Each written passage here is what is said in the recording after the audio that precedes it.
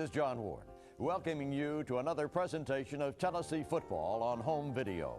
The story you're about to see unfold is one of adventure and achievement. It's the story of teamwork, commitment, and the will to win. Doesn't need a lot of... Oh! He took a weapon!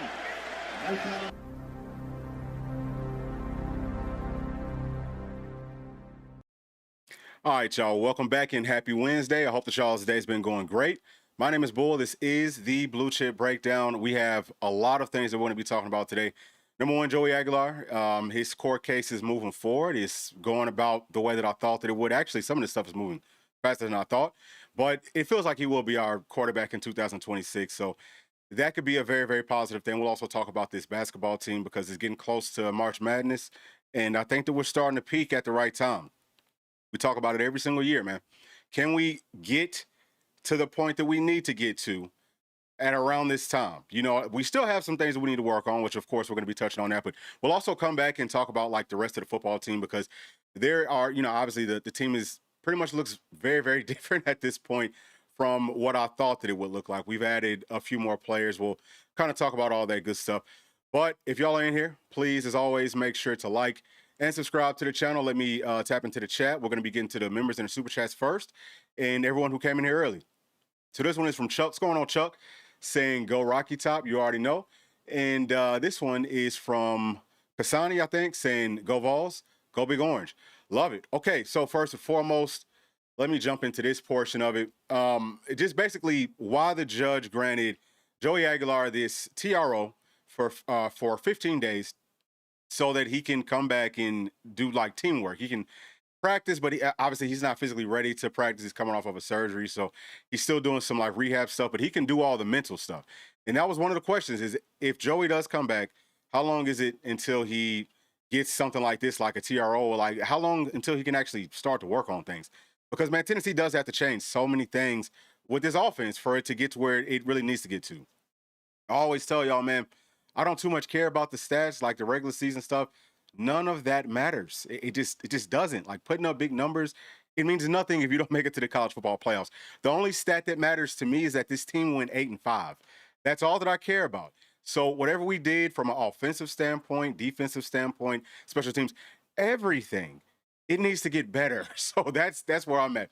But as y'all have kind of like looked through this and seen what the reasons were that the judge gave out as to why he did grant this TRO, aside from probably being a Tennessee fan, is that number three, sounds like the judge feels like there is a very strong likelihood that that Joey Aguilar is going to win this case. That is the most important part of this, man. If he feels that way, he's pretty much telling everybody that, yeah, once it gets to that point, I'm going to rule in Joey Aguilar's favor. Now, let's move this thing forward, and let's talk about this because the timeline of this has just been crazy. Joey files on January the 30th. So he files his own individual lawsuit on the 30th. And then on the 4th, which is, you know, today, he gets his TRO granted. Now, they wanted to have the court hearing on this upcoming Friday, which would be the 6th. But it sounds like that's going to be on the 13th. So we just got like 2 more weeks. I don't know if they're going to fully rule on things in the first court hearing. It is possible. But it's probably going to kind of like drag out. So what I'm anticipating is going to happen next is the judge will give Joey another 15 days. And he'll probably just keep on doing that until they can get it all squared away. But once the ruling comes down, I think that it will be, again, in Joey Aguilar's favor. The NCAA might try to push back. But the reason that I've said as soon as Joey separated from that class action lawsuit and got his own lawsuit, I said, man, look, his case is very strong. Very strong. Just like federal laws, I'm not a lawyer. But in what I read, it's black and white. If I can read it and if I see that it's black and white, then I'm sure that whatever judge would say the same thing. That's exactly what this judge did say in this case. Now, it's something else that I want to throw out there because I've seen this mentioned in a couple of other places. I don't think that this was Tennessee's overall plan. I just don't think that would make any logical sense. That Tennessee said, hey, Joey, we want for you to sit the transfer portal out so that we can go and try to find an upgrade over you. Okay, and if we can't find an upgrade, then we'll bring you on back, and then you can file all your stuff. I don't think that that's true. Now, I know that most people with common sense will say, well, yeah, that doesn't make any sense. But some people have been pushing out there. I just wanted to like lay out my thoughts that would not make any logical sense. I just think that it's a situation that is hopefully going to end up playing out well for both parties, where Joey probably wanted to go on to the next level, because this will be his 8th season in college football. So he probably wanted to move on. Whatever feedback that he got from whatever, from NFL scouts or agents or, whatever, probably wasn't what he wanted to hear. So he said, okay, well, I might as well go on ahead, come back to college football. So let's go on ahead and get serious about it, file all the proper lawsuits, so on and so forth, so that I can at least make some good money instead of having to go out into the real world and make average money. You know what I'm saying? He gets to still make millions of dollars as Tennessee's quarterback, and maybe have a chance with a really solid year to improve his draft stock. I think that he's got some NFL skills, but this is really why, for me, man, he really does need this offseason. I think almost as much as George McIntyre. That's just me. I think that there's a lot of fundamental things that he's still missing. So maybe the coaching that he had earlier wasn't great. I think that the staff did a really good job of putting him in a good position to be successful here at Tennessee. But there are so many fundamental things. We just did a film breakdown on them for our members earlier today, where we went through some of those things, right? I'll just tell you all about one. Tennessee loves to run the post over. So anytime that you're throwing a post, you typically don't throw that versus a one high safety look. Joey did that a lot. And earlier in the year, it was successful. But then more towards the end of the year, it came back to bite us at the most critical times. So he also made a bunch of beautiful throws. So it's just the ceiling and the floor, the highs and the lows. We got to get them at a much more kind of even keeled, this is the operational stuff. And it's not up and down, up and down, up and down. If that happens, I love where Tennessee's at. Let me tap back into the chat because I see that there's some more coming in to what people are talking about. So this one right here is from Kathy saying, go Vols, go Big Orange. This one is from Kasani saying, I think Joey getting his TRO increased his chances of coming back, but we'll see. Oh, I think 1,000,000%. So like I just said, anything could happen, but I'm leaning towards over 95% for me personally. I think that he's going to be back again. I'm not a lawyer. I'm not, not a judge or any of that stuff, but just based on what his argument is going to be, what his argument is at this point, it's just it's very, very solid. You know what I'm saying? So it would be crazy if they told him no. Right? It would be crazy if they told him no, and he could probably take it up to a higher court after that, and he would probably win there. See what I'm saying? But let me get to the next part of this. Actually, we do have some more things that we need to talk about. So I'm gonna move this forward. So this is actually something that I did yesterday because I was planning on doing a show yesterday, but I want for y'all to see how Joey's case is different from some of the other cases that we've had here in Tennessee and in some other places. All right, so this right here. This is saying that now George needs to compete his butt off. It's the best thing. GMAC needs to fight every day to be QB1. So George is not, look, if Joey comes back, George is not QB1. I think that he knows that. That's just not going to happen unless something bad happens. And then, yeah, he would be that. But obviously, if Joey comes back, he is the starting quarterback. There is no quarterback competition. So, you always want to get better. It will be him versus Faison for the second string spot, him versus Faison, and then also stop. But yeah, 100% Joey will be our starter if he is back or when he is back. So Chuck is saying that Kobe G is not a point guard. He's a shooting guard. If Henderson or Boz can't do it, then Barnes must pull one from the transfer portal. Yeah, I think that's a good point. And we're going to get to that in just a second. Let me just get to this one right here. So saying that not trying to hate on Joey. Loved him, but should we be pulling for him to not get another year for the good of the program long term? I don't necessarily think so, Colton. I'm not doing that. I think that Joey is probably a really good kid, and I know that you probably feel the same way. If you're just talking about from a football standpoint, I think that if Joey can do things with the team, which right now he can, at least mentally. So while Tennessee is making some changes to our offensive system and upgrading things, he can at least be part of that mentally. And then he is going to have a period of time where he's going through a lot of physical fundamental things that he needs to work on, that he definitely needs to clean up. He might be back for the end of spring. So he'll have enough time to get a whole lot of that done. I think that we should be fine. But I think that I understand what you're saying. So either way, y'all have had a chance to kind of look at this. The couple of things that I really want to point to is with ZZ's case. So ZZ's case was It was kind of solid. So it was mostly about antitrust. That's what you want to try to. That's what the argument should be. If the argument is 100% antitrust, you have a very good chance of actually winning that case. But the burden of proof is always there. So you've got to be able to prove your case. I think that in ZZ's situation, his lawyers argued that, well, listen, he's going to miss out on like $4 million if he can't come back for one more year. ZZ's overall argument was that this 4-year rule in college sports is hindering him from profiting off of his name, image, and likeness. But the fact that I'm kind of like paraphrasing here, but the fact that they brought up that $4 million that he could have made, or, that he had already made, all the money that he had already made, it just kind of like went counter to his argument. Like, well, dog, you've already been playing here and you've been able to make money off of your name, image, and likeness. So there is no antitrust violation. So that's why his didn't go through. As far as the baseball player, he filed his stuff late. He was coming in with the same angle as Pavia had, but he just filed it like 2 days before whatever practice and all that type of stuff started. So that's why he didn't get his. So he was in the Eastern District of Tennessee, but the way that he filed it there's something called like lascious or something. It's some legal term that says, well, you have to file this stuff within ample time. He just didn't do that. But this is some of the other cases, just so that y'all can see what some of the similarities are, right? Most of them are just straight up antitrust. Some of them are antitrust with some other things. You can see what court systems these people went to. A lot of it started off in federal courts. Now everyone's going to like local courts. I have no idea why they weren't doing that to start off. That makes a whole lot more sense to me. Like, yeah, go to the local courts where a lot of those people are fans of your program. Wouldn't that? I mean, some of this stuff is just so obvious that it's almost stupid.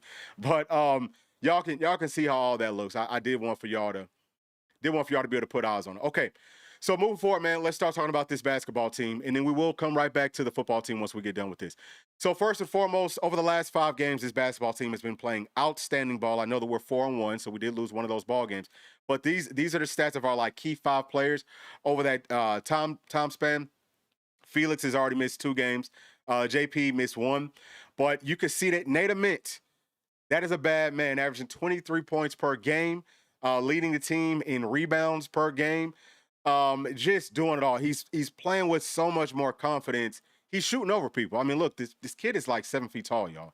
I mean, he's a lot like Kevin Durant. Just like from that standpoint where he's tall, he shoots high, he's always open. You can't cover that without fouling him. So he's starting to figure it out. And he's able to bang more, so he's able to drive, get to the basket. He just looks like a lottery pick. He looks like a top 5, top 3 sort of a pick. And it's happening at the perfect time. You need for him to get that confidence. But yeah, I'm super proud of him. I think that his defense also looks good. But he's the ultimate X factor. If Tennessee wants to go to the Final Four, if we want to go to the national championship, that's what I want. I want the championship. I don't care about, and we'll take a look at the rest of the schedule. Yeah, I want to win games. I want to beat these rivals and all that. I would like to win the SEC championship. But I would trade all of that for a national championship. I don't care. I want to win the whole thing, and I think that we have enough talent on this team that we can get it done. But either way, Nate Ament is balling. I'm so proud of him and very, very happy for him. Also like the fact that he said that he's having the most fun on this team than he's ever had playing basketball. That says a lot. And then whenever Nate came out last night, you saw Coach Barnes, huge smile on his face. You know what I'm saying? Like, that's what it's all about, guys. But Kobe G, he's been playing well, too, averaging about 15.6 points per game over this 5-game spurt. I think he's doing a little bit of a better job taking care of the basketball, not as careless, but he still has to get that picked up. We'll also touch on that. Bishop Boswell, averaging double digits scoring. He's taken a huge step forward shooting. Love it. His defense also, I think, in the past couple of games, it's looked even better. He took some hard fouls. He's kind of like one of those guys that I guess probably gets on people's nerves, so they want to foul him. And that's kind of a compliment, man. It typically means that you're playing really tough, frustrating defense. So, that's kind of like a tip of the cap to what Bishop Boswell is doing. He does have to do a much better job shooting his daggum free throws, though. The whole team does. We'll also talk about that. JP, as a scoring threat, love what he's doing. Just like that low post presence. He is so crafty down there, doing a little bit better job with his defense, too. Something else, I love that all of our bigs can come out, guard pretty much anybody. Like, they're not afraid to go and guard whoever. So that's a good thing. But we have to work on the pick and roll. Is way too many switches because that's too many easy mismatches that could hurt us come like tournament time. And then Felix, we already know what Felix brings to the table. So I'm gonna move this thing forward. Actually, it looks like we got a few more chats coming in. So I got a couple coming from some members. This one right here is from my dog Henry. So Henry is saying that he feels like if Joey returns, that GMAC or Faison will transfer eventually. I don't see GMAC being one and done to the NFL, and I don't see Faison staying on the bench for 3 years. Yeah, I mean, I kind of have that feeling too. I mean, I don't know what they're going to do, in all honesty. You could look at it either way. You can say, well, heading into that season in 2027, it's an open competition, and just like may the best player win. So will they both stick it out for that? I don't know, but I would probably push back on GMAC being a one and done. I think that GMAC could definitely do it. Really, either one of those guys, they're so talented, man. Like George his talent level is really, really, really high. So that's why I was like, man, I wouldn't be mad if he was our starter, just because I do think that the ceiling is lifted up a lot. Like the things that he has to work on aren't the same things that Joey has to work on. Is actually flipped from what I think most people would probably think. But either way, I think that George could have one good season and go on to the NFL 100%. So maybe we could hold on to both of them, but I definitely feel what your point is.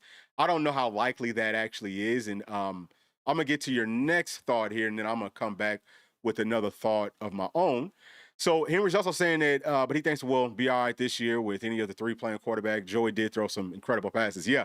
So just like going through that film that we put out earlier today, it was a lot more positive in that film than it was negative, right? He could most definitely spin it. Like, I don't think that the physical stuff as far as talent, he's not hurting. He can operate any system with his talent. So I don't think that that's the problem. It's just more about like some fundamental stuff. So what I was going to say though is I saw this a couple of days ago. I was planning on putting it in one of our shows about a quarterback that plays here in Georgia at Milton High School. His name is, I think it's Derek Baker, right? So Milton is the same high school that Tyler Redmond and that Dylan Lewis played at. So my nephew plays at Buford, and we've played Milton for like the past couple of seasons. But I got to see that quarterback live in person. If y'all missed it, go back and watch it. Like, you can find the highlights on like ESPN. Just type in Buford versus Milton. That quarterback is the truth. Like, I've seen Watson, the quarterback that played at Gainesville, went to Clemson. Saw him, he won a national championship there. I think he might have won the Heisman too. But I saw him play when he was in high school. What's the other kid's name from Georgia? I'm drawing a daggone blank. The tall guy that plays for the Jags. Saw him play too. But like, whenever I'm watching this kid, Derek Baker, very, very similar, right? It's like, you just know this is an NFL quarterback. I'm hoping that Tennessee gets him, because he's another one just to like fall in line with the great quarterbacks that Tennessee has brought up since we've had Coach Heupel. But either way, let me go ahead and move this thing forward, man. Let's talk about these role players. So Jalen Carey, I think that he's doing a really, really good job of figuring out where he fits into this team. And it's happening at a perfect time, so y'all see what he's been doing. He's turned into a real problem down there in the daggum paint. And one of the things about him is if he's going up against a big that's a little bit shorter and is not super tall, he's going to body him. He's going to beat him every single time. So it'll be interesting to see how many times we get those sorts of matchups once we get deeper into this thing.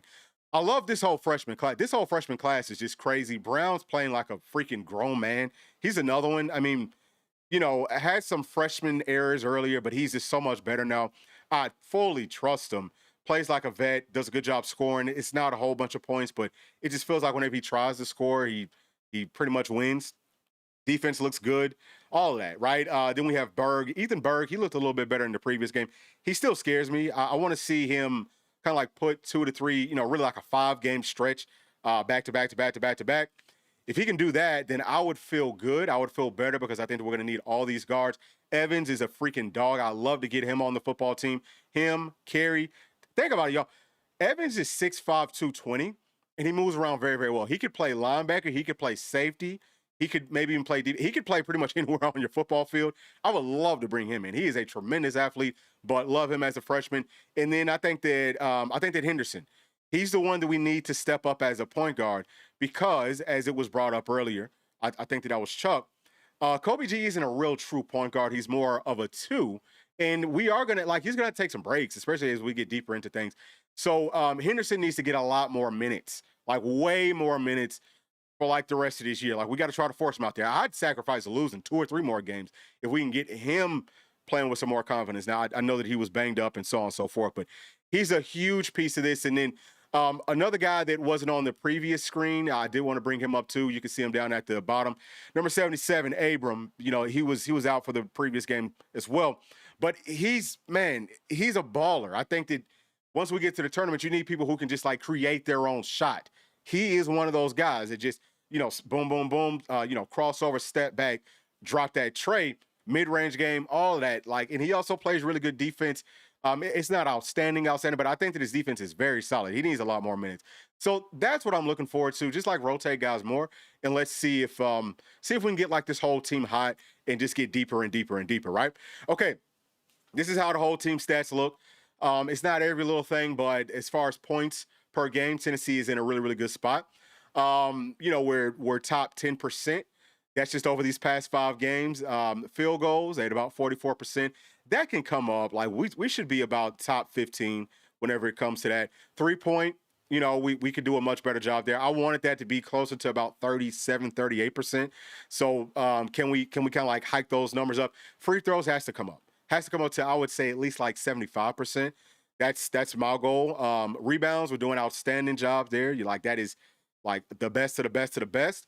Assists, y'all see where that's at. Steals, and then blocks. So pretty solid over these past 5 games. We just got to keep on building off of that.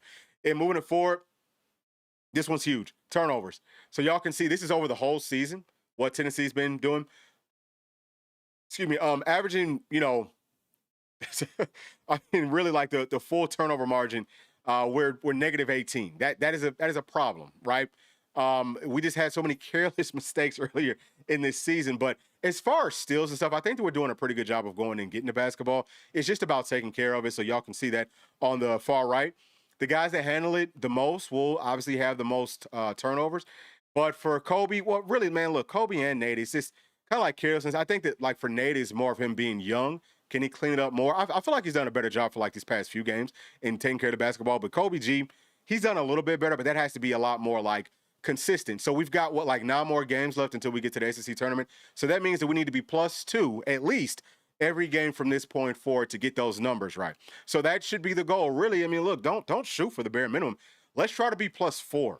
Right? Like, try to double that. So I'm hoping that is what the mindset is, because we all know that Coach Barnes, he's going to coach really, really good defense. We're going to get in those passing lanes. We have so many really good athletes. We have so much length that we should be able to actually generate more steals than what we have at this point.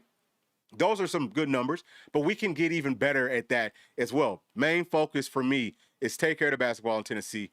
I think Tennessee is going to be in a very, very good spot. So this is our profile at this point. This is just from like earlier today. It might have changed, but it's just kind of like highlighting where, Tennessee's seated at. So we're at about a 5 seed, either going to the East region or to the West region. And our first round matchup would be versus Liberty or, versus versus other. And you know what, y'all? What I should be doing, what I will start to do more, but it's just been so much football stuff I had to go through and break down so many different things. I haven't had time for it yet, but I need to go in and start seeing, okay, well, who does Tennessee actually match up well versus? I don't know anything about most of these teams, right? So in the second round, y'all can see who Tennessee might end up getting. Y'all can see what the overall record is and so on and so forth. Y'all can see what the key wins have been over the course of the year. All right, so we're going to move forward. These are the projected top seeds. So Arizona's supposed to be, obviously all these teams are supposed to be really good, but from what I've heard, Arizona's really good. Michigan is also very good. And I've heard that Kansas has a guy that looks like he could be like the next Kobe, maybe, like they got those types of players. So it's all in, I think the styles make fights, but also when it comes to like basketball, it's also about who's hot on any given night. So we just got to try to work to get as hot as possible. Now, as far as who we want, so we'll be going to the East or to the West. So, I'm not scared of Duke. I think that we could probably handle Duke. Arizona, that might be a problem. I don't think that we want to go to the West if that's where Arizona's at. Not that I'm trying to dodge people, because you're going to have to probably see them at some point anyway. But, I would probably want to, just based on what I feel, as I haven't watched these guys play too much, I would say probably Duke or maybe UConn. Probably not UConn either. Duke or maybe Michigan. I think that we could probably match up pretty well with how they typically play. All right, so this is how things will look by conference. The SEC is projected to get a whole bunch of teams in, just like last year. So we shall see how all these things work out, and this is the remaining schedule. So we got Kentucky coming up this weekend, and that's going to be at Rupp. So it will be great to get some get back in that one, obviously. Then we got Mississippi State, LSU, Oklahoma. We got Vandy coming up twice, before the end of the year. Vanderbilt's supposed to also be very, very good. And y'all can see how all the rest of this stuff plays out. I mean, I wouldn't be shocked if we ended up winning out. If we do win out, then I kind of want us to maybe lose an SEC tournament. Like, hey, go win maybe 2 or 3 games or something like that, and then let's start the rest if we feel like that's what the team needs. I don't really care how we get it done. Just whatever it's going to take to put us in the best position to go deep into this tournament and to win the whole thing. That's what I'm for. All right, so let me tap back into the chat and see what people's thoughts are. I just want to get through as much of that information as we possibly could. Let's see, what all have we missed? Looks like there's a few more things that came in. All right. So this one right here is from my dog, J Pat. What's going on, big dog? I'm saying still working, but glad that I checked my phone. Yeah, man, I'm happy that you did too. Make sure you go get that. Make sure you go and get that money, dog. And this one, you already know, FUGA all day, every day. And this one is from Henry. So are we looking at the kid from Georgia? Okay, yeah, Trevor Lawrence. Okay, thank you so much. Yeah, so Trevor Lawrence, that's one that I was thinking about. Yeah, so it sounds like we are trying to go after Derek Baker. That's the quarterback from Milton High School. Yes, it sounds like we're very high on him. Now, I knew at the time that Tennessee was high on him then. It sounded like it was kind of like lukewarm, but now it sounds like, yeah, like things have really been turned up. And he actually missed I think he missed the entire season because in the Buford game, he broke his arm or something, but he played through like the rest of the game with a broken arm. But man, like when I tell y'all the way that he's throwing the football, he's like 6'2" or 6'3", like 220. And he's, he's a rising senior, but he can also run. But man, it's something about the way some quarterbacks can just spin a football where it just carries such a perfect way and it just like drops right into people's hands. He's one of those guys. I'm telling you, he's got NFL talent. You can already see it. So I would love to be able to add him. And that would help if we end up losing one of these other guys that we just talked about, like a Faison or like George McIntyre. All right, so Andre saying that Joey needs to go. Joey's in the way. Okay, this one right here from Michael saying that you put the most informative show. Oh, thank you so much. Thank you. Yeah, man, we got a whole lot more information coming too. We got a whole lot of stuff. All right, so NA has found it. Yeah, he has, man. I think that Nate is. And then you know what? The other thing that I love about Nate, I think about this whole team is that it's a bunch of dogs. Like I'm sure that they're really nice guys, but they do play with that edge. Like there is a little bit of a chippiness. I like that our guards go and get boards. You know what I'm saying? Like it's just I feel like this team can actually make the push. Now I've said that for the past few seasons, but this team is significantly more talented. It's a lot more depth than any of those other teams. But yeah, I feel really, really good about what we have. Let's just finish strong. All right, so this one from Iron Star. I think that I was saying your name wrong last time. All right, so I think that you can't depend on a kid sticking around at all. Yeah, I think that that's true.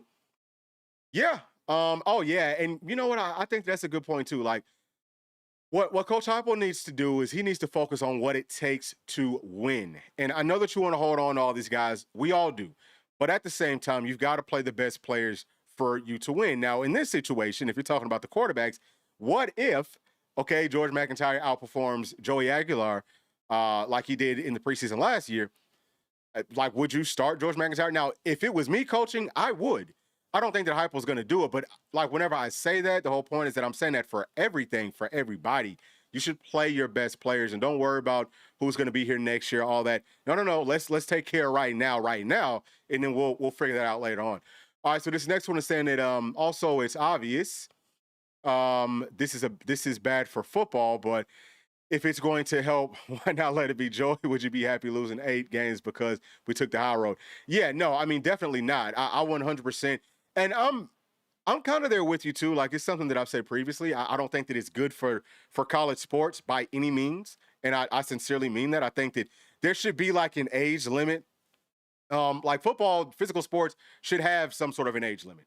I sincerely think that. But also like that maybe you give him 5 years to like play 5 years or whatever, or maybe 6 years to play your 5, whatever you want to do. But I think that, for Joey going into his 8th year, I honestly think that is too much. But if other teams are going to be doing it and things pretty much are what they are, I mean, like the harm is already done. Well, I mean, is it going to make too much of a difference? No, I would love for them to, absolutely love for them to make the necessary changes after this year, or say, hey, you know what? Things are what they are, but we are telling you right here, right now, that we're going to change everything for next season. I'm fine with that because I think that it's kind of like limited damage. See what I'm saying? But obviously, this is a messy situation. Okay, so this one right here is from VBF 90. Saying that Joey gives us the best chance to win. You people saying Joey needs to go are the first ones saying fire Hypo as soon as GMAC has growing pains. Yeah, I mean, look, I can't necessarily speak for anybody else, but I will speak for myself. I don't feel like Joey necessarily needs to go, but I do understand I think I understand what people are saying with that. And I don't fully agree that, like, Joey is the end-all, be-all best situation for Tennessee in 2025. I've said that, or 2026. I've been saying that. I still feel that way. I'm just kind of like opening up my mind more to, well, maybe we can tweak enough things that the floor isn't super, super low. So look, this is my thing, right? I think that Tennessee, and I've also said this, what Tennessee needs is for our defense to be really strong. Running game needs to be very strong. Front sevens, they need to be very, very strong. Again, we're about to take a look at that. And we just need a quarterback who can manage a freaking football game, take care of the football, all right, and make a few big-time throws whenever we need it. That's all we need. We don't need for any quarterback to come out and put up 3,000 yards. Like, we could probably get to the national championship with a quarterback that only puts up 2,500 yards. So what I'm saying, like, just over the course of the, like, regular season part of it. I think that's very possible. Because if you're asking for a quarterback that's going to be like a juggernaut, that's going to carry the whole team, I don't know that we have that. I don't know that would be Joey. I think that it's a better opportunity for that to be George more than Joey, but I don't know that. I mean, that's asking a lot of a first-year starter. See what I'm saying? Like, if you wanted that, then what you would have wanted to do is go out and get like a Ty Simpson or like a Darian Mensah. I think that those were like the only two realistic options, or not even very realistic for us. Those are the only two options that I feel like would have made a huge, huge difference playing at quarterback. That's just me. All right, let me go ahead and move this thing forward. All right, let's take a look at this quarterback room since we've been talking about it so much. And let me keep on tapping into the chat. I see that there's several things coming in. I do want to make sure that I'm getting to everybody. We can always come back to the basketball stuff as well. This one from my dog, Matt SS. What's going on, bro? Saying, great game last night, best second half I've seen. Man, so what? We had 26 points, I think, going in the half. We scored 50-something points. Really just broke the game wide open. And I was thinking it, too. I was like, man, versus Georgia, I felt like we should have blew them out. But it's like this team had been playing down to the level of competition. That's what scared me the most. That's why I said I could see us losing the first or second week of the tournament, but I could also see us going to the Final Four or going to the big show. But what I saw from this team in the second half of last night, I'm hoping that we can continue to do that. If we play a full game like that, if we play two halves like that, 40 minutes, whatever, then this team is going to be very, very hard to beat. So, yeah, Matt, I think that's a great point. Matt is also saying that winning at Rupp this weekend would be huge, 1,000,000%. I would love to see us do that. What else do we got from our members? This was from Henry saying, if Joey's still getting paid, then Hypo shouldn't feel bad benching him if GMAC's better. Yep, I don't see it happening either, but Hypo gained more of a sense of urgency to win at all costs. Yeah, and I also do think that to the point that was brought up earlier, I kind of feel like maybe with Joey coming back, do y'all think that that gives Hypo more grace with the fans and with the big donors, or is it less grace? Because, well, shoot, man, you got Joey Aguilar. There's a whole lot of very high expectations with him coming back, especially now from the national media and all of that. Well, if you don't make it to the college football playoffs now, then does that look worse? I think that could be possible. So I don't know, but yeah, Hypo does need to do whatever it takes to win. You can't worry about any of the politics or any of that other type of stuff, because see, like, that's what's going to get him. That's what would get anybody fired. You've got to just focus on winning pretty much solely, right? Obviously, you don't want to be doing crooked stuff, right? Like, you still have to be a good human being, but you just want to focus on winning. So Henry's saying that he doesn't really want Hypo fired. Oh yeah, no, I don't want anybody fired. I definitely do not want Hype fired. I think that he's one of the best coaches in the SEC, and that's what worries me most about. Yeah. So we just talked about it. I don't know, man. If the team doesn't look competent, if we only win 7 games, I could very easily see his butt being on fire. But this is how Tennessee's quarterback room looks, so y'all can obviously see that. Let's move on. Let's talk about the what is this? The offensive tackles. So we've talked about this before, but y'all can see how this room looks. Obviously, the average size and average class is down at the bottom, but I think that Tennessee is going to be perfectly fine at offensive tackle. For me, it's probably going to end up being David Sanders at left tackle, obviously, and then you got Jesse Perry at the right tackle. I think the Ori is going to be the swing tackle that kind of like rotates in. And then we've got the guards and the centers. The centers are on that bottom row. All right, so I've said this so many times, but I would not mind seeing a real open competition at center. Like let Nick Moore fight with Sam Pendleton or, like whatever, maybe Gus Hill too. I don't care, just like let the best players play. And then at guard, I'm thinking it's going to end up being Wendell Moy. And now I'm feeling like it'll probably end up being Donovan Haslam, but it could be Sham, whatever. That's, there's more competition there. Let the best players win.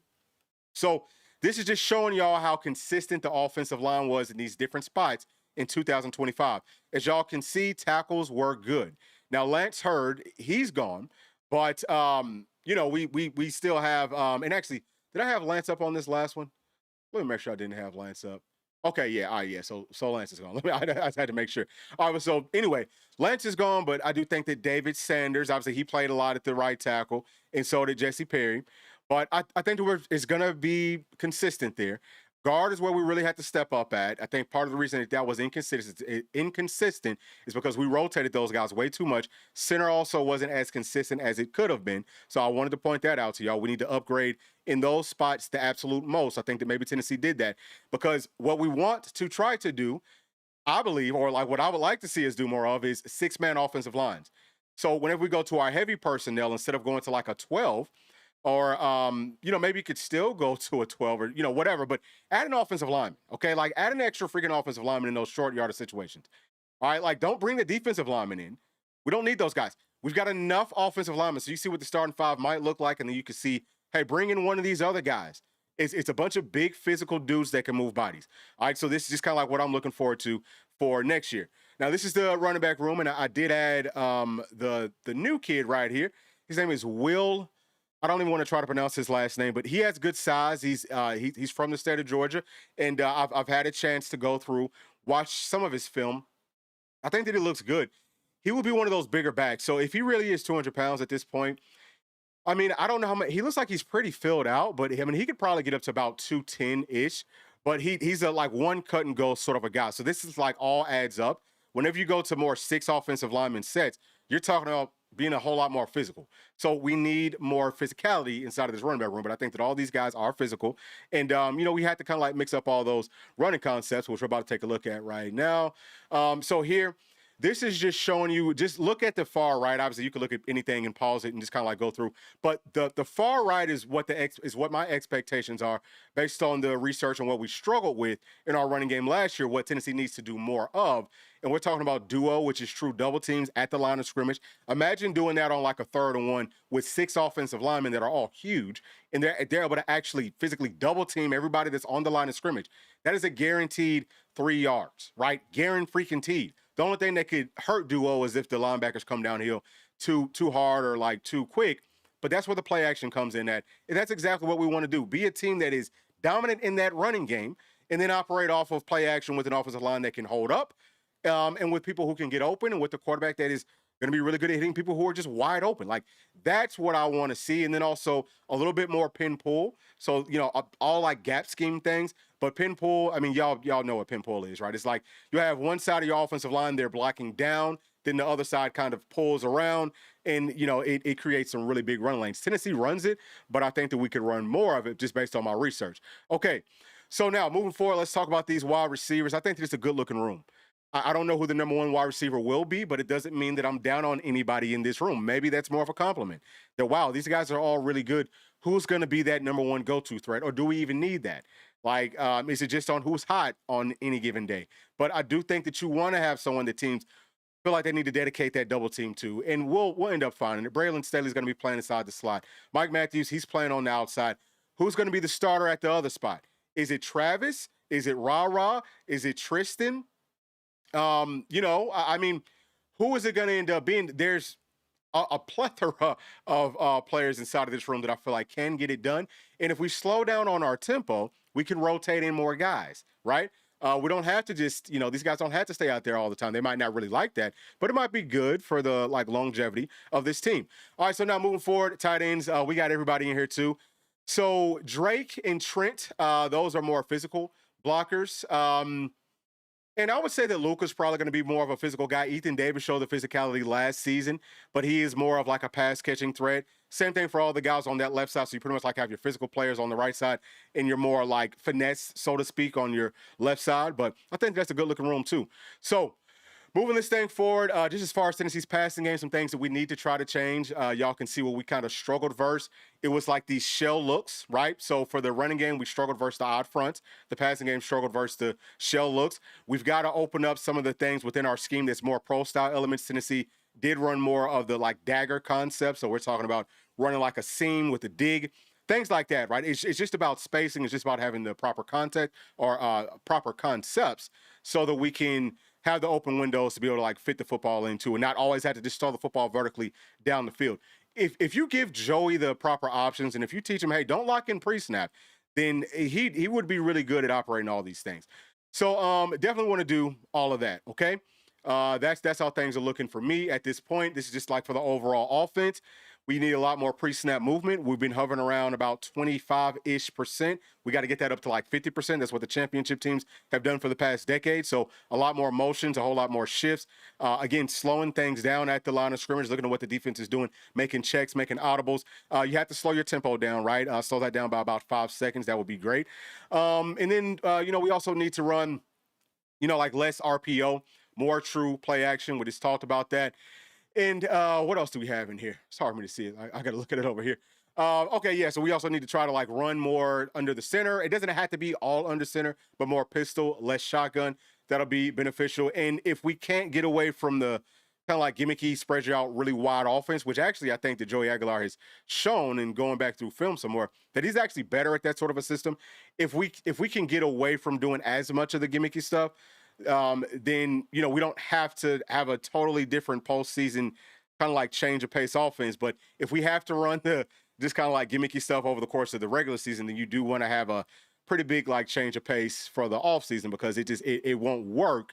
We won't be able to go far in the offseason if we do not make those changes. So hopefully those things make sense. And we'll start looking at this defense here in just a second. But I'm going to get back to the chat because I've been going off. I've been going through a whole lot of different things. All right, so this one is from my dog, J-Pat. He's saying that we're going to have the results on the field. Money has been spent, and we have incredible young talent and good veteran talent in the quarterback room. Yeah, I think that we're going to end up being fine. I'm not overly concerned about it by any means. And Matt SS is saying that if Aguilar is our starter this year, will Mac wait 3 years to start? And if so, if so and Mac does well, he should start the next year most likely. Oh yeah, for sure. I would think that he would be in a good position to start, but if it's me, okay, all I can tell you is what I would do. It would be open competition every single year. I don't care if you were, if you started for 3 years, you stayed for your 4th year and you won the Heisman in all 3 years. If another quarterback comes up and if he's better than you, then he's going to start. That's just me. And I mean, you could call that crazy. Maybe that is a little bit crazy, but dog, I just want the absolute best. Now, will Hype do that? Probably not. So yeah, but we've already talked about George and will he stay and all that. It's no telling. There's so much time between then and now. All right, so this one right here from Jeremy. He said that Eric Kane on what in the world said that they moved the injunction here into next Friday. Yeah, so that's something that we talked about. Yeah, so it's going to be February. It's Friday the 13th. Yeah, it's Friday, February the 13th. All right, and so this one from Vols Titans saying that year 2 quarterbacks under Heupel has a history of a big jump, and Joey with the healthy arm is a no-brainer. Yeah, and I totally feel what you're saying, but this is something that I totally get it, but our system it's different. So the stuff about the second year for a wide receiver, they're going to be better in Coach Heupel's system. That was the old system, right?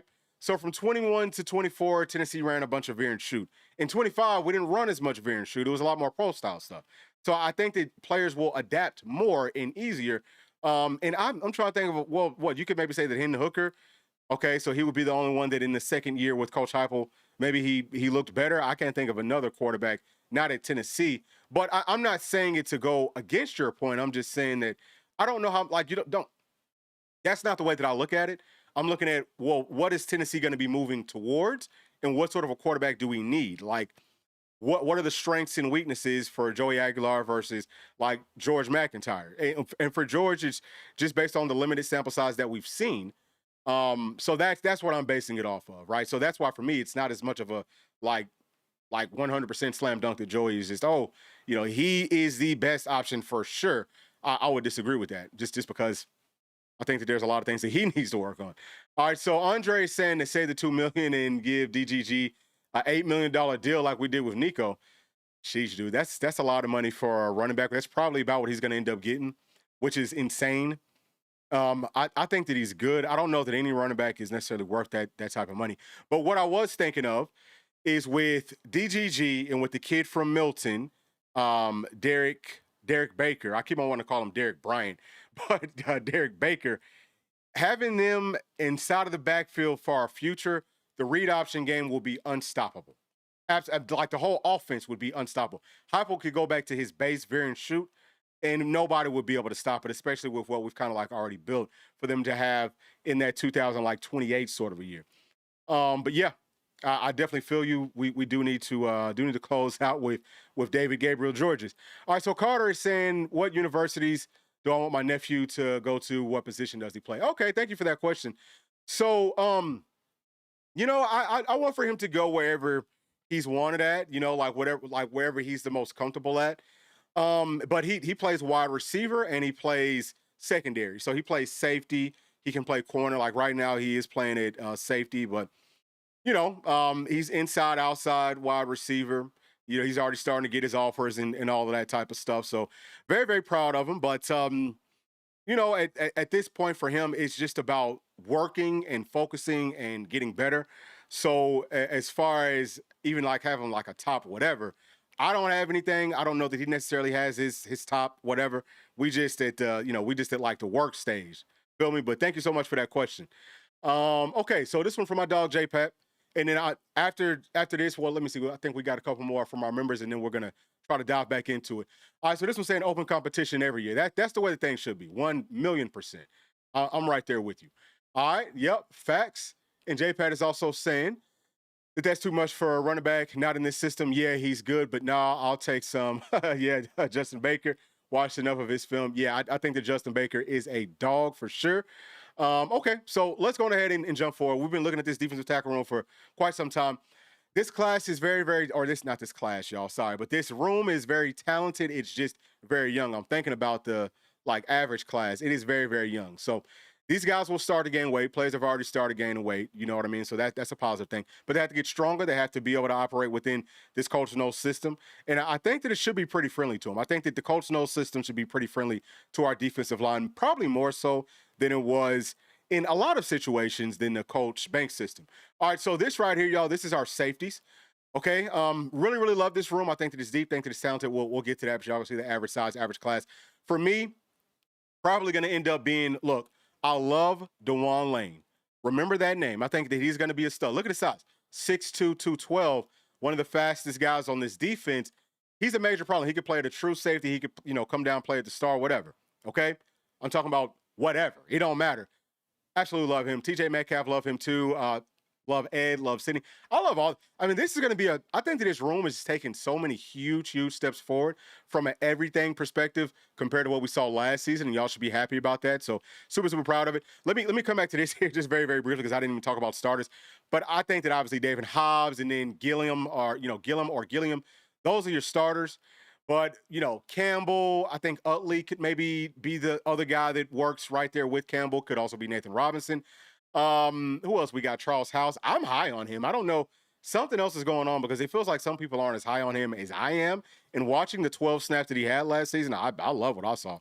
So who else do we have up in there? Then we got a whole bunch of freshmen. Darrell Rivers, he's going to be a problem. Obviously, big old Albert problem. J.J. Finch, Nuke Simmons. It's talent. But we'll see how it all ends up playing out. So fast forward in cornerbacks, we already know it's going to be Tyler Redmond and Kane Lee is our starters. Quay Moss for me is more of like a nickel, but he could play it outside corner. Really like Trey. I think that Tim can step it up. Love Zay as a true freshman. If he can gain the weight, he's going to be perfectly fine. All right, he's got everything that you're looking for. Jam Theodore, love him. Jay Smith, Tevis Metcalf, who I think, not a whole lot of film on him, but you can tell that he has the skills. And then there is also Harge, who transferred in from Colorado. I haven't put him inside of this room because I think that he's going to be more of like a special teams guy. But yeah, that's a good-looking room. It's just kind of like young. Defensive ends, look, I love Chaz Coleman. I love freaking Jordan Norman. I love those guys. Tyree Weathersby, love him. Marion Doss, stud, love him. Everything else is just so young. Guys like Christian Gatz, can he gain the proper weight? He's listed at, what is this, 220 or something?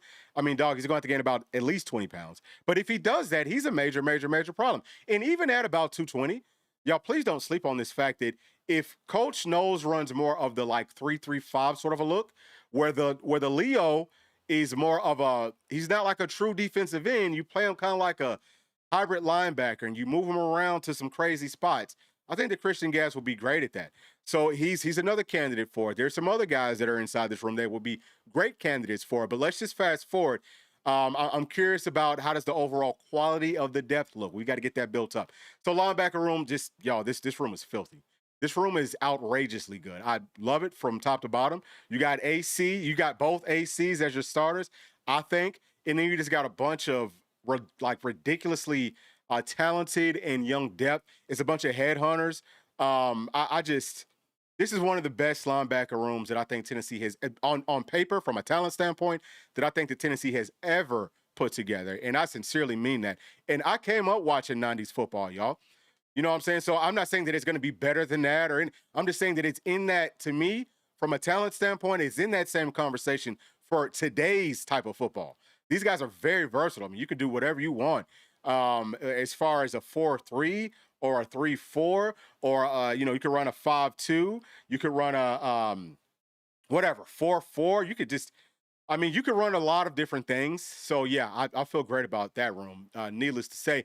So this is how I feel about all the rooms. It's kind of like a recap. I do have the rooms that I feel like are the strongest is going to be in your top left all the way down to the weakest, which will be more towards the right bottom side. So linebackers, I think that it's deep, talented, veteran-led. Safeties and star, I think that it's deep, talented, same thing, kind of like veteran-led. Corners, talented, young, and experienced.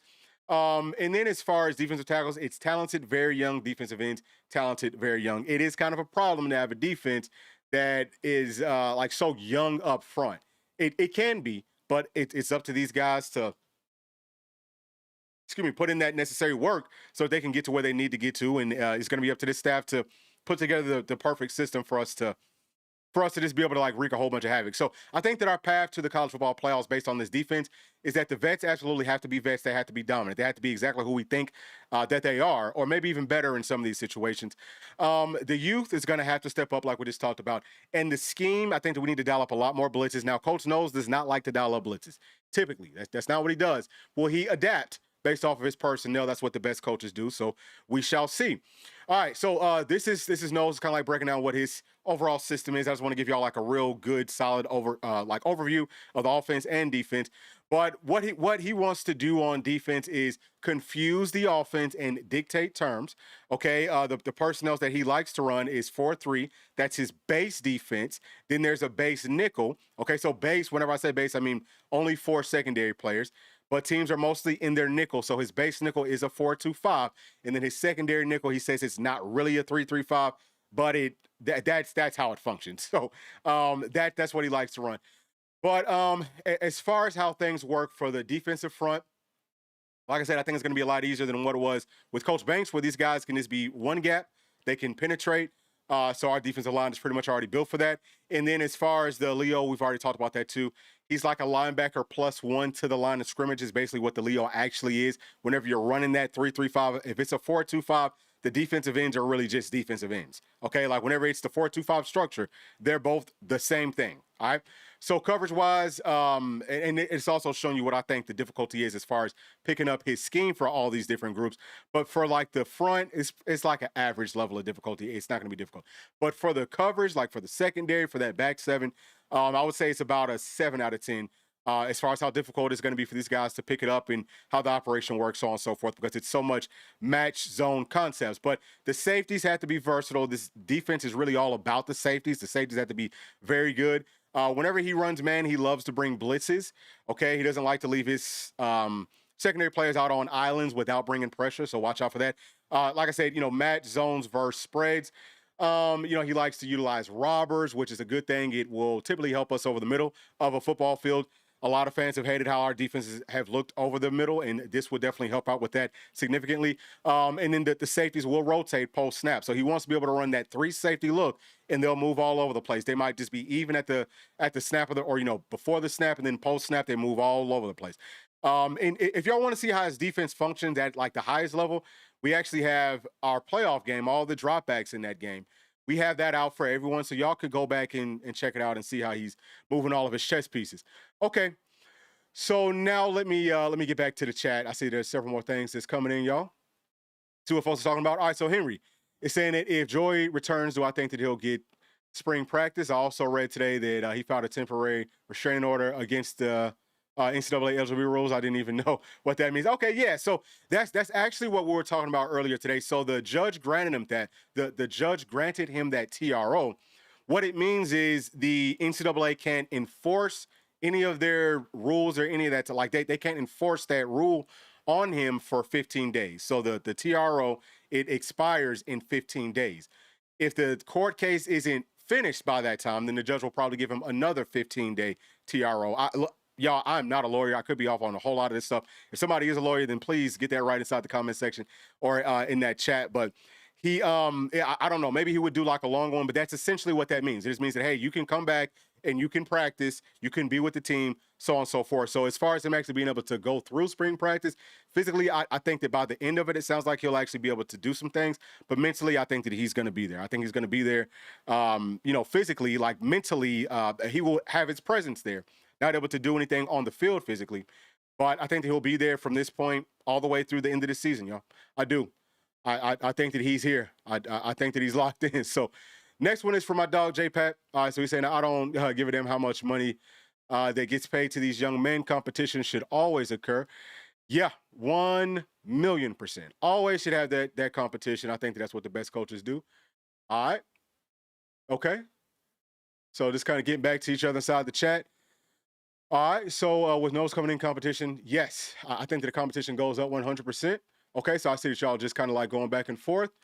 All right, so this one is from Matt. He's saying that finally y'all linebacker crew looks good, real good, game changer. Yep, and this one right here saying at the hearing he will likely get an injunction against them and will be able to play. Yeah, so people are saying that they're not sure if that's going to happen off the first hearing, but I do think that that's coming for sure. I don't know why it wouldn't happen on the first hearing, but I do feel like I think that at some point, Joey's is going to be fully, and I don't know if that means that everyone else that is in the same situation if they get the same treatment or if that's just Joey or what, but I think that he's going to end up being fine. All right, so from Carter saying, I have friends that go to the school DGG goes to, maybe I need to, oh, yeah, for sure, bro. Like, you definitely have to do that. Like, you should always use all of your resources, sir. 1,000,000%. Okay, so I'm going to move this thing forward, because we still got more. So this is just showing y'all how the team looks from like an age standpoint, right? So it's still very, very young guys in there. And I wanted to quantify this by their like years on campus. So it's their first year on campus. Those are freshmen, second year, so on and so forth. It's split up with the offense and the defense. This is not 100% up to date because we've added a few more players since this, but it's a pretty good like rough estimate. So yeah, the team is still pretty young. And that's why I'm saying like the veterans will have to be veterans. Like, they're going to have to step up. It's veterans that will more than likely end up starting. But this is why we're paying Derek Owens all that money to get all these guys right. So this is just like some of his mindset stuff, what he's like to do in some different places, what he's talked about doing. It's going to be a very strong point of emphasis on like on the foundation of you as a, athlete in training and all of that. So we saw that with the first few clips that's come out. You could tell that they like right at the basics, and he's only going to build off of that. So I think that these guys will end up being bigger, faster, stronger, 100%. They'll be a lot more gritty mentally. He's also going to have these guys, like they need to take care of themselves off the field. But I've heard, I think that I might have saw this on VolQuester. It was on one of those sites that that him and the young lady that he brought in, I think that, what is her name? is it Caitlin O'Brien? I think that they've been inside the cafeteria watching players eat. I've heard from some of the players that, yeah, we haven't had that. And, it's something that we have needed. Like, you need to kind of like stay on top of these guys at the same time. But pretty much all the rest of that stuff, it's pretty much standard. So these are some of the big moves that I think that Tennessee can make, or some players that probably need to make some big moves inside of the weight room. Y'all can pause this and take a look at it. But I am going to move it forward. So this is our 10, what is this, 10? Yeah, I think that this is our 10 fastest players at this point. This is their on-the-field speed. This should go up for sure. There might be some new players in this. It's not including our true freshmen. And then this is the rankings that we put together from our model. And yeah, it's got Tennessee in a tremendous spot. I think that Tennessee overall is a top 10 team. It's got our defense is top 5. Again, the offense is at top 25. That's before I added Joey Aguilar to it. So that might take a bump up from our model. I'll see what the model has to say about that. But yeah, it's a ton of information in here, and I just wanted for y'all to see and have some optimism, have some hope in what this team could end up looking like. All right, so this is from Matt SS. He's saying that why didn't Joey enroll in spring classes just in case? So I think that I just read something not too long ago that he is enrolled in spring classes, or I don't think that he's taking them right now, but I think that he will.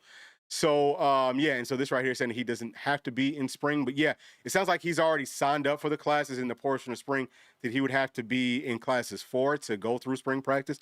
So, yeah, I mean, all of that stuff, it's pretty much there. Let me get to this one from Jeremy saying that I say Joey starts for the season, but if we lose the third game, either McIntyre or Faison Brandon needs to start the rest of the way out. After 3 losses, there's no point for Joey. Yeah, it would be interesting if they would do that. I don't know that they would, but yeah, I do think that's something that Coach Heupel does need to do a much better job of is over the course of the year, man, if it's a blowout game, get the freaking freshmen on the field, man. Like, don't try to hit these markers and put up all these stats. You're not playing a video game, bro. Like, you are coaching. This is your job. You need to make sure that everyone on this team is ready to play just in case. So I'm hoping that that's what we're going to end up doing. But yeah, I'm just going to tell you straight up, I've never liked that. I'm not a huge, stats are cool. I'm not a huge stats guy, right? Like, I'm showing y'all all these stats and stuff, but I'm about winning. I'm about whatever it takes to freaking win. If I haven't made that point clear enough. So when people aren't doing that, it does kind of frustrate me, especially when you're coaching for my football team. All right, so let me see. For some reason, it looks like I'm trying to get some of this stuff pulled up, but I'm having trouble actually getting it up. I'm not quite sure why. Hopefully everything is going well with the stream. It could be a little bit off, but either way, let me just scroll this thing forward and show y'all. This is what the model like. So we just showed y'all what the model talked about with our team from top to bottom, but this is what the model is pulling from, just so that y'all know we are planning on using that more over the course of the year. Let me see. I wonder why I can't get up any more chat. So the chat thing is messed up on me. So you know what? I guess that's probably, maybe that's a sign for us to stop. I'll show y'all this schedule one more time. And yeah, it's going to be tough, but I feel like whoever the starting quarterback is, if we do the things that we've talked about so many different times, that Tennessee will have a shot to win these football games. But it all started as soon as they kicked off the offseason with Derek Owens. So it's just all in how much work are these guys willing to put in? How much are you going to push yourself and your teammates? How much excellence do you want to see out of everybody, right? Maybe even in some of these situations, maybe a player calls out a coach or something, Like, it should be to that degree. Okay, now here it is. Now stuff is starting to pull up. And I didn't even press nothing. Interesting. But yeah, that's what I want to see. A whole lot of dog from everybody. So Henry's saying, okay, thank you so much for that. Yeah, man. So literally, as we were going through the film, I took out some of the things. So like the turnovers that weren't on Joey, I took those out. There was a lot that came from Miles Kitselman himself. A lot of things that whether he's missing blocks or dropping passes or like whatever. And I'm not trying to pick on him, but yeah, it is very frustrating. Like, see, that's the type of stuff that I don't want to see anymore. I don't want to see any of that. You're going to have to step up. I'm sorry that I have to be this way, but we are here to freaking win. So if you can't put it together like on a consistent basis, then we're gonna have to find somebody else. And that, that's what Tennessee should have done last season. Get these young guys in. I don't care if they true freshmen and it's a 8th year senior or 10th year senior, whatever. Put the best freaking players in, man. Week to week. Also saying that that's so true. GMAC should have gotten, yeah, man. I mean, I didn't understand that by any means. Let me see. Okay, so this one from JPat. So the stream is good. Thank you for letting me know, big dog. All right. Yeah, I think that they talking about Kid. All right, y'all. So look, I think that I got to all the members. Yeah, I think I got to everything that the members had to say. So I wanted to make sure that I did do that. All right. So this one right here saying that Tyler Bray will come back for his last year.